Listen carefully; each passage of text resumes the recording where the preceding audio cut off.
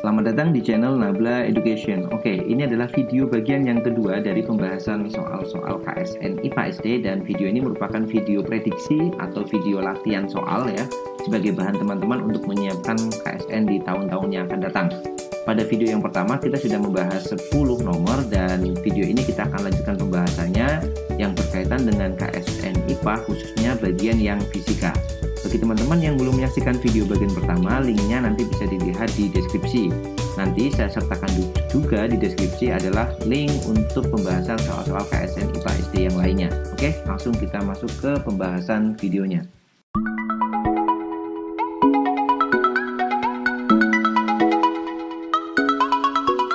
Oke, kita mulai pembahasannya dari soal nomor 11 ya. Jadi di video sebelumnya kita sudah selesaikan pembahasannya sampai soal yang ke-10, yaitu soal tentang magnet. Nah, di video yang bagian kedua ini kita akan mulai dari soal nomor 11. Oke, kita lihat dulu soalnya. An echo sounder produces ultrasound of frequency 24 kHz. The ultrasound travel in water at speed of 1.5 km per second. What is the wavelength in water of ultrasound of this frequency? Oke, jadi ini topiknya adalah tentang gelombang ya. Jadi gelombang khususnya tentang gelombang bunyi. Kita tulis di sini ya. Jadi dia membahas tentang gelombang bunyi. Nah, salah satu persamaan yang penting pada persamaan gelombang ya, baik itu bunyi maupun gelombang yang lain, itu dia punya persamaan seperti ini nih yang harus diketahui dulu. V itu sama dengan lambda dikali dengan frekuensi. Nah, ini adalah persamaan yang ada pada gelombang. Dengan nilai V ini adalah cepat rambat gelombang, atau kita tulis sebagai kecepatan gelombang.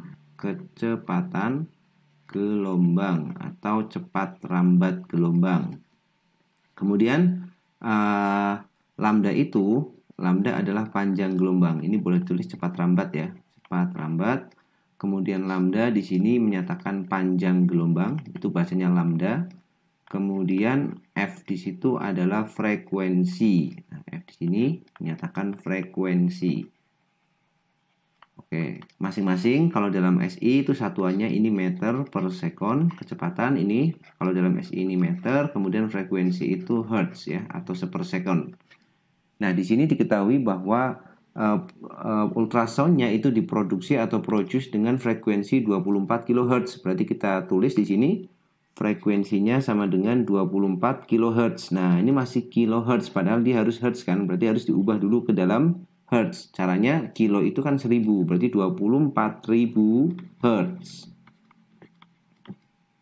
Kemudian speed itu berarti kecepatannya. V-nya adalah 1,5 km per sekon. V-nya sama dengan 1,5 km per sekon. Atau karena ini SI-nya itu dalam meter per sekon ya, dalam satuan internasional itu meter, maka di sini yang kilometer kita ubah. Jadi 1,5 dikali 1 km itu 1000 meter per sekon. Berarti sama dengan 1500 ya. 1500 meter per sekon. Oke, kita dapat ini. Nah, yang dicari adalah what is the wavelength. Nah, wavelength ini lambda. Panjang gelombangnya itu berapa nilainya? Nah, kita tinggal gunakan persamaan ini. V itu sama dengan lambda dikali frekuensi. V-nya adalah 1500. Kita tulis ini 1500 sama dengan lambda dikali frekuensinya 24.000.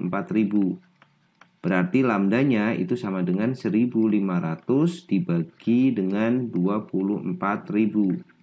Oke, kita coret ya. Ini sama dengan lambda. Maka kita geser dulu ke bawah. Dibagi 5 itu dibagi 3 itu dapat 5, dibagi 3 dapat 80. Sama dengan lambda. Maka lambdanya 5 per 80. Kita hitung aja di sini ya. 5 per 80. Pakai pembagian bersusun ya. Oke, ini kurang, berarti tambah 0, ini 50, masih kurang, tambahin 0 lagi, ini 500 ya. 500 bagi 80 itu paling dekat 6, 480. Kemudian dikurangkan, ini berarti 20, kurang lagi, tambahin 0 lagi, berarti 2. 2 kali 80 itu 160, kemudian dikurangi lagi, kita dapat 40.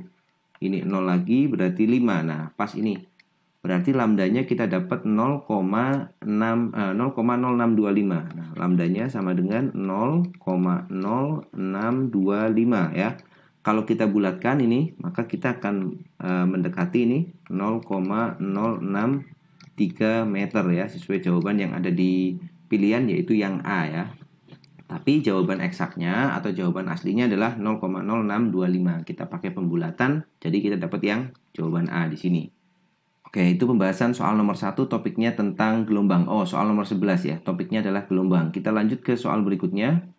Soal nomor 12, kita lihat pada gambar di bawah ini, urutan perubahan energinya adalah titik-titik. Oke, jadi ini ada baterai ya. Baterai kemudian disambungkan dengan kabel dan untuk digunakan untuk menyalakan lampu. Maka urutan energinya apa? Di dalam baterai itu tersimpan energi kimia kan. Jadi baterai itu menyimpan energi kimia. Energi kimia ini nanti akan diubah menjadi energi listrik.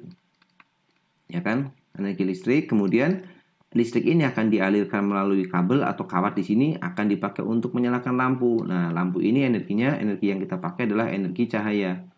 Nah, berarti urutannya kalau kita urut berarti dari kimia menjadi listrik kemudian menjadi energi cahaya. Maka jawabannya adalah yang D ya. Yang D, kimia, kemudian listrik, kemudian cahaya. Oke, itu soal nomor 12 ya, cukup mudah. Kita lanjutkan ke soal nomor 13. Perhatikan gambar berikut ini. Dari gambar di atas, jika waktu yang dibutuhkan bandul bergerak dari A sampai ke C adalah 0,4 sekon, maka besarnya frekuensi getaran yang dihasilkan adalah titik-titik.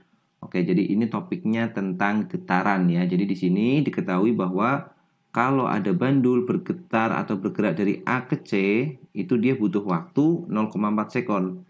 Nah, di sini yang harus dipahami adalah definisi untuk satu getaran. Nah, jadi kalau bandul itu bergetar penuh atau satu getaran, maka titik yang dilaluinya adalah kalau mulai dari A, maka dia harus dari A, kemudian dia ke B, kemudian ke C, kemudian balik lagi ke B, dan akhirnya dia kembali ke posisi awal, yaitu titik A. Nah, itu namanya satu getaran, dari A kembali lagi ke A. Nah, berarti kalau misalkan dia cuma dari A ke C, maka dia baru separuh perjalanan ya. Berarti kalau dari A sampai ke titik C, berarti dia baru setengah getaran. Nah, setengah getaran ini dia butuh waktu 0,4 sekon ya. Jadi setengah getaran atau separuh perjalanan ya, dia waktunya 0,4 sekon. Jadi T-nya 0,4 sekon. Maka kalau misalkan kita ingin mengetahui waktu satu getaran, ya berarti tinggal 2 kalinya kan. Waktu satu getaran berarti T-nya. Nah, kalau satu getaran, T-nya kita pakai simbol T besar yang menyatakan periodenya. Waktu yang diperlukan untuk satu kali getaran. Berarti berapa nilainya? Ya, 0,4 kali 2, 0,8 sekon. Nah, itu periodenya ya. Satu getaran berarti dari A kembali lagi ke A. Pertanyaannya di sini adalah frekuensi. Frekuensinya berapa F-nya? Nah, frekuensi dan periode itu punya hubungan. Frekuensi adalah 1 per periode atau kebalikannya. Periode itu juga sama dengan 1 per frekuensi ya. Jadi kalau kita tahu periodenya maka otomatis kita tahu frekuensinya dan sebaliknya. Di sini kita sudah tahu periodenya 0,8 sekon, berarti frekuensinya sama dengan 1 dibagi 0,8. Maka sama dengan, supaya komanya hilang kita kalikan 10 di atas, berarti jadi 10. Yang di bawah kali 10 jadi 8 ya. 10 dibagi 8 itu disederhanakan ya, bagi 25 bagi 24, 5 per 4. 5 per 4 itu sama dengan 1,25 Hz. Nah, maka kita dapat nih nilai frekuensinya adalah 1,25 Hz. Maka jawabannya yang C. Oke ya, itu soal ke-13. Kita lanjut ke soal nomor 14. A lump of metal has a mass of 210 grams. It is lowered into a measuring cylinder containing water. The level of the water rise from 35 cm cube to 140 cm cube. Pertanyaannya adalah what is the density of the metal? Jadi ini bertanya atau membahas tentang density ya. Density itu massa jenis. Jadi kita disuruh mencari massa jenis dari metalnya ini ya, sebongkah metalnya ini. Nah, massa jenis itu ya, itu simbolnya biasanya pakai huruf Romawi rho ya. Ini bahasanya rho. Itu nilainya sama dengan massa dibagi dengan volumenya. Massa dibagi volume benda. Nah, di sini kita tulis rho ya. Massanya sudah kita tahu tuh. Massanya adalah 210 gram. Di soal sudah disebutkan. Berarti mass-nya itu 210 gram. 210 gram. Nah, volumenya belum tahu, tapi kita bisa hitung volumenya dengan menggunakan data ini. Pada saat belum dimasukkan metal, pada saat belum dimasukkan logam ini, dia punya level air ketinggiannya 35 cm kubik. Setelah dimasukkan air, level airnya dimasukkan logam ya, maksudnya level airnya menjadi 140 cm kubik. Berarti volume yang masuk berapa? Nah, bisa dihitung kan? Berarti volume logamnya, volume metalnya berarti sama dengan tinggal diselisihkan aja. 140 dikurang dengan 35 berarti sama dengan 105 cm kubik. Nah, itu volumenya. Kita tuliskan di sini berarti 105 cm kubik. Berarti rho-nya itu sama dengan 210 dibagi 105, berarti 2 ya, 2 gram per cm kubik. Nah, kita dapat massa jenisnya. Nilainya 2 gram per cm kubik. Maka jawabannya yang C ya. Itu soal ke-14. Kita lanjut soal ke-15. Sebuah rumah menggunakan 4 lampu pijar 25 watt selama 10 jam per hari. Sebuah TV 50 watt selama 10 jam per hari juga. Kemudian sebuah setrika 300 watt selama 4 jam per minggu. Kemudian jika 1 kWh, kWh itu singkatan dari kilowatt hour, itu satuan energi. Tarifnya adalah Rp300 dan biaya beban listrik sebesar Rp2.000 per bulan. Biaya rekening listrik yang harus dibayar tiap bulan dengan hitungan 1 bulannya 30 hari adalah titik-titik. Oke, ini topik yang kita akan bahas dalam soal ini adalah tentang energi listrik ya, tentang energi listrik. Nah, energi listrik ini atau biasanya disimbolkan dengan W ya, boleh pakai E juga boleh. Itu nilainya adalah daya listrik dikalikan dengan waktu. P itu daya, T itu waktu. Nah, daya itu satuannya watt ya. Watt, kemudian waktu itu satuannya bisa sekon, bisa jam, dan sebagainya ya. Sekarang kita akan hitung satu persatu. Yang pertama, kita hitung dulu untuk lampu. Kita tulis di sini. Untuk lampu, itu berapa dia pakai? Ada 4 lampu, berarti 4 dikali total dayanya 25 watt. Berarti 4 kali 25, nah ini dayanya kan. Dikali dengan waktunya. Waktunya dipakai 10 jam per hari. Kali 10, berarti sama dengan 4 kali 25 itu 100 kali 10 berarti 1000 watt ya. Tapi masih per hari. 1000 watt per hari ya. Jadi ini masih 1 hari. Maka kalau misalkan kita mau hitung 1 bulan, tinggal dikali 30. Berarti kalau 1 bulan sama dengan 1000 dikali 30. Maka sama dengan oke, ini sudah dikalikan waktu ya. Berarti bukan watt lagi tapi watt hour. Watt hour atau kita singkat WH nanti. WH. Itu 1 hari. Kalau 1 bulannya sama ya, 1000 dikalikan 30 berarti 30.000 watt hour. Nah, ini untuk lampu. Sekarang kita hitung yang kedua, itu apa dia pakai TV. Nah, TV-nya hanya ada 1, berarti 1 dikali dayanya 50 watt dikalikan dengan dia pakai 10 jam per hari juga, berarti 500 di sini. 500 watt hour atau WH. Berarti untuk 1 bulan, berarti 500 dikali 30 hari. Berarti sama dengan 15.000 watt hour. Itu untuk TV. Kemudian yang ketiga adalah setrika. Kalau setrika dia punya 1 setrika, berarti 1 dikalikan dengan dayanya dia adalah 300 watt. 300 kemudian dikali dengan pemakaiannya 4 jam. Tapi tiap minggu nih. 4 jam. Ini kalau yang ini per hari, yang ini per hari, tapi yang ini pemakainya dia setiap minggu, per minggu. Berarti 300 kali 4, 1200 watt hour per minggu.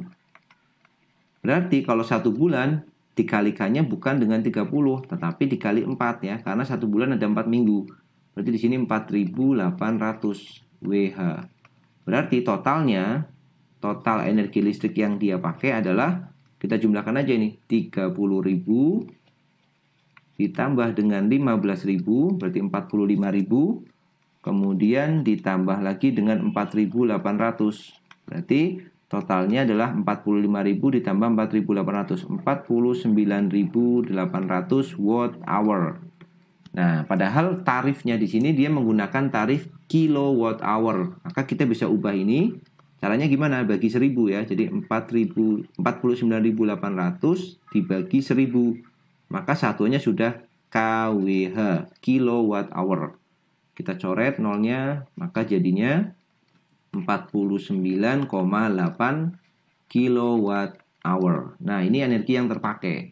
Sekarang kita hitung bayarnya. Nah, sekarang bayarnya adalah setiap kWh itu bayar 300. Berarti biayanya kita hitung. Biayanya berarti 300 dikali dengan 49,8 ya. Maka kita akan ketemu di sini adalah 14.940 rupiah. 40.000 rupiah ya. 14.940 rupiah, maaf. Nah, ini adalah biaya untuk membayar listriknya.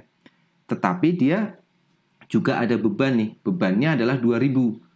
Bebannya 2.000. Berarti biaya ini harus kita tambahkan dengan yang bebannya. Biaya bebannya 2.000.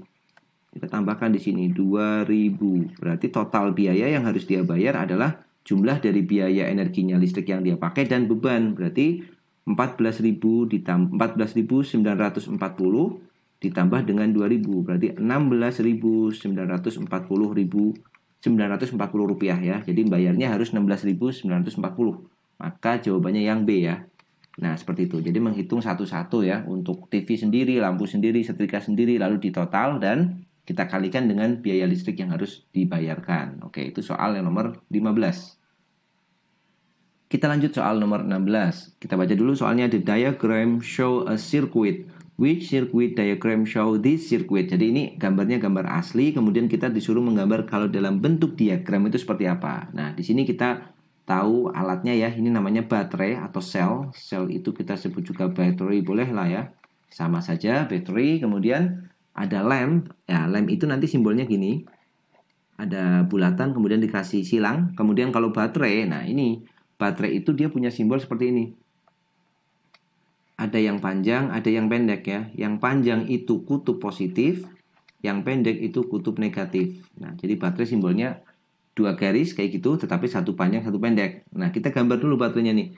Yang sebelah kiri kan negatif nih. Ini negatif, positif, negatif, positif. Berarti gambarnya adalah sebelah kiri negatif, kemudian positif. Positif ini nyambung dengan yang negatif, kemudian positif lagi, kemudian sambungin ke kanan ya. Oke, aduh, maaf, ini seperti ini. Nah, ini jadi ini negatif, positif, ini negatif lagi, positif lagi, sesuai gambar ini. Kemudian dia nyambung kabel seperti ini. Nah, ini ya, ini kita sampai sambungan ini. Anggap aja ini sambungan A, kemudian ini sambungan B. Kemudian antara A dan B ini kita tulis A di sini, kita tulis B di sini. A dan B ini disambungkan dengan lampu, maka ini sambungin, kasih lampu di sini. Nah, ini terus A itu nyambung lagi ke lampu lagi. Nah, maka ini sambungin seperti ini, kemudian dia ke lampu lagi. Nah, maka gambarnya seperti itu. Jadi gambar yang bentuk rangkaian asli kita dalam bentuk diagram bentuknya seperti ini. Nah, maka kita akan lihat yang sesuai yang mana. Tentu saja jawaban yang A ya. Kalau kita rangkai seperti ini, itu rangkaiannya kita sebut sebagai rangkaian paralel ya. Kalau yang ini, yang D, ini rangkaiannya seri. Ini juga seri. Tapi yang ini jelas salah nih, karena negatif ketemu negatif, maka nggak akan kerja. Kemudian yang C jelas salah, karena baterainya cuma satu ya. Jadi seperti itu. Kita lanjutkan ke soal selanjutnya, nomor 17. Oke, kita baca soalnya. A javelin has a mass of 0.80 kilograms. The javelin is released with 250 joules of kinetic energy. What is the speed of the javelin? Nah, ini membahas tentang kinetic energy atau energi kinetik. Nah, energi kinetik itu EK, ya kita sebut sebagai EK nanti simbolnya. Energi kinetik adalah energi yang dimiliki benda karena benda itu ada geraknya atau ada kecepatannya. Jadi dia dipunyai oleh suatu benda karena geraknya. Jadi kalau benda bergerak pasti punya energi kinetik ya. Persamaannya energi kinetik atau rumusnya itu adalah setengah dikalikan dengan masanya, dikalikan dengan kecepatannya, dikuadratkan. Nah, kecepatan kuadrat. Atau kalau kita tulis pakai simbol, ini setengah, masa itu M, kecepatan itu V, ya, V kuadrat. Ini persamaan dari energi kinetik atau EK ya. Persamaannya ini setengah dikalikan M, dikalikan V kuadrat. Nah, di sini kita diminta untuk mencari speednya atau mencari V-nya. Maka kita bisa tulis di sini, berarti EK itu sama dengan setengah MV kuadrat ya, setengah MV kuadrat. Kita baca, a javelin has a mass of 0.8 kg. Javelin itu lembing ya, itu yang buat olahraga itu lempar lembing, dia punya massa 0,8. Maka M-nya diganti 0,8 di sini. Setengah dikalikan 0,8 dikalikan V-nya dicari, dan dia punya kinetic energinya 250. Maka kita tulis di sini 250. Maka kita lanjutkan hitungannya 250. Ini setengah kali 0,8 dicoret aja dapat 0,4. Berarti ini 0,4 dikali V kuadrat. Oke, berarti V kuadratnya adalah 250 dibagi 0,4. Bagi 0,4 sama dengan V kuadrat.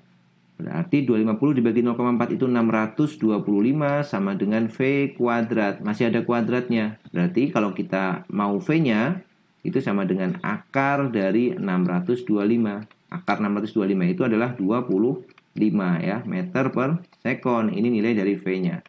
Maka jawabannya adalah yang C ya. Ini tentang energi kinetik. Kemudian kita lanjutkan soal nomor 19. 18 ya. Energy from petrol is used to operate an engine. The engine drives a generator which produce electrical energy. Pertanyaannya adalah what is the overall efficiency of the process. Nah, ini membahas tentang efisiensi dari suatu mesin ya, atau suatu alat gitu. Tapi kita harus tahu dulu apa yang sebelah kiri ini apa, sebelah kanan ini apa. Ini kan ada energi from petrol dari bahan bakar, itu kan dibakar ya, dipakai di engine. Ini kita sebut sebagai energi input atau input energinya, energi yang dibutuhkannya. Kemudian dia akan dipakai untuk nyalain mesin, kemudian mesinnya baru muter generator, generatornya baru menghasilkan energi listrik atau electrical energy. Nah, electrical energy ini kita sebut sebagai output energy yang dihasilkan ya. Namanya efisiensi, itu persamaannya adalah energi output dibagi dengan energi input ya. Efisiensi itu sama dengan output energi dibagi dengan inputnya, dibagi dengan energi masukannya, dikalikan dengan 100%. Nah, kalau mau dalam persen kita kali 100% di sini. Berarti sama dengan output energinya adalah 100 ya, 100 dibagi dengan inputnya itu berarti ini 400 joule. Ini outputnya tadi 100, inputnya 400 joule. Dikali 100%. Berarti sama dengan 100 dibagi 400 itu 1/4 dikali 100%. Berarti jawabannya sama dengan 25%. Nah, ini adalah efisiensinya. Maka jawabannya yang A ya. Kita lanjut nomor 19. Which list give the astronomical object in order of size starting with the largest. Oke, jadi ini kita diminta untuk mengurutkan objek astronomi dimulai dari yang paling besar. Nah, jadi yang paling besar ya, pilihannya adalah galaksi, solar system, planet, dan matahari. Maka yang paling besar jelas galaksi ya. Yang ini jelas salah. Habis galaksi maka dia solar system. Ini solar system itu tata surya. Habis galaksi tata surya, kemudian sun itu matahari atau bintangnya, dan yang terakhir berarti planetnya. Maka jawabannya yang B. Oke, dapat langsung ya, mudah ini nomor 19 ini. Sekarang nomor 20. A loudspeaker produce a sound wave of frequency 50 Hz. The amplitude of the sound wave is increased. What is heard? Jadi loudspeaker atau speaker gitu ya, dia itu punya frekuensi 50 Hz. Tetapi amplitude-nya itu dinaikkan, increase ya, dinaikkan. Maka apa yang terjadi? Oke, di sini ada dua hal yang penting, yaitu kalau kita berbicara tentang bunyi atau sound, itu ada yang namanya amplitude atau amplitudo ya, dan ada yang namanya frekuensi di sini. Frekuensi. Apa pengaruhnya? Kalau amplitude atau amplitudo itu pengaruhnya ke loudness. Loudness itu kekerasan. Sedangkan frekuensi itu pengaruhnya ke pitch ya. Pitch itu nada. Kalau loudness itu keras atau lemahnya. Ini keras atau lemahnya bunyi. Nah, di sini yang berubah atau diubah adalah amplitude-nya. Amplitude-nya di-increase. Karena amplitude-nya increase, maka loudness-nya akan naik. Maka jawabannya adalah suaranya nanti akan terdengar menjadi louder sound. Pitch-nya itu tetap. Ya, pitch-nya itu tetap. Berarti ini salah nih. Higher pitch salah, kemudian higher pitch ini salah. Jawabannya tinggal B sama D. Yang B itu louder sound with same pitch. Nah, ini betul nih, karena frekuensinya nggak dirubah. Kalau yang D, sound with same pitch, betul, and loudness. Nah, salah nih, harusnya loudness-nya lebih keras, bukan same lagi. Oke ya, itu kita sudah bahas 20 nomor di video ini ya, berarti udah ada video pertama, video kedua kita sudah membahas ada 20 nomor soal latihan KSN IPA SD ya. Mudah-mudahan bermanfaat soalnya, dan kalau teman-teman menyukai dengan video ini silahkan like, kalau tidak suka boleh di dislike. Kita jumpa lagi di video-video selanjutnya yang membahas tentang seputar KSN IPA SD. Terima kasih yang sudah menyaksikan video ini sampai selesai.